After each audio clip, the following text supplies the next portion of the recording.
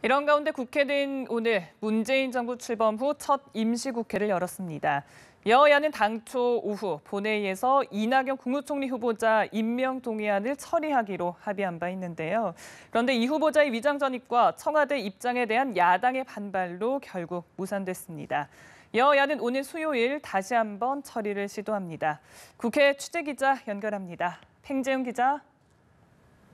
네, 오늘 문재인 정부 출범 후 첫 임시국회가 열렸습니다. 당초 오후 2시에 열릴 계획이었지만 이낙연 국무총리 후보자 인선에 대해 야당이 의견 조율에 들어가면서 본회의가 오후 5시로 잠시 연기가 됐었습니다.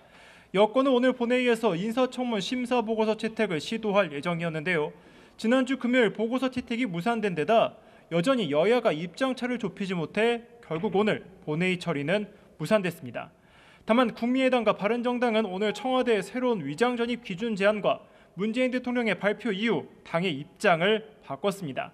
국민의당은 이낙연 국무총리 후보자에 대한 국회 인준에 협조하기로 했는데요. 김동철 원내대표는 의총 후 기자회견을 열고 이 후보자가 청문회 통과 기준엔 미흡하지만 대승적 차원에서 협조하겠다고 밝혔습니다.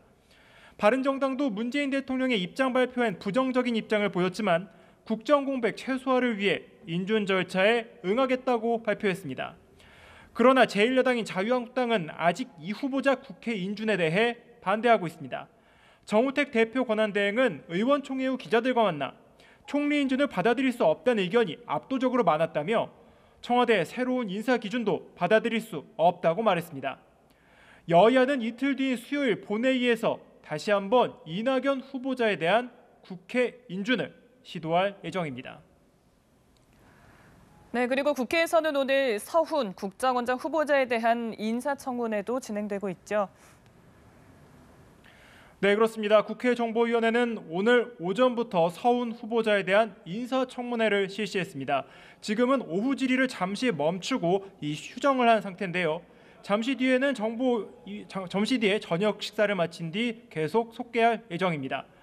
정보위는 서 후보자의 도덕성 문제를 따지는 청문회를 공개로 진행한 뒤 대북 정보 등 민감한 현안에 대해선 검증을 비공개로 진행했습니다.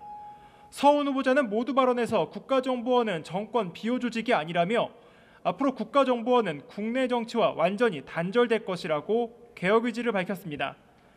야당은 서 후보자의 재산 증식 과정을 놓고 집중 검증을 벌였는데요. 서훈 후보자는 2012년 9개월 동안 KT 스카이라이프에서 매달 1,000만 원의 자문료를 받은 것에 대해서 떳떳하게 말하진 못하지만 회사에 어떤 금액을 요구한 적은 없다며 충실히 자문했다고 생각한다고 말했습니다. 지금까지 국회에서 연합뉴스TV 팽재용입니다.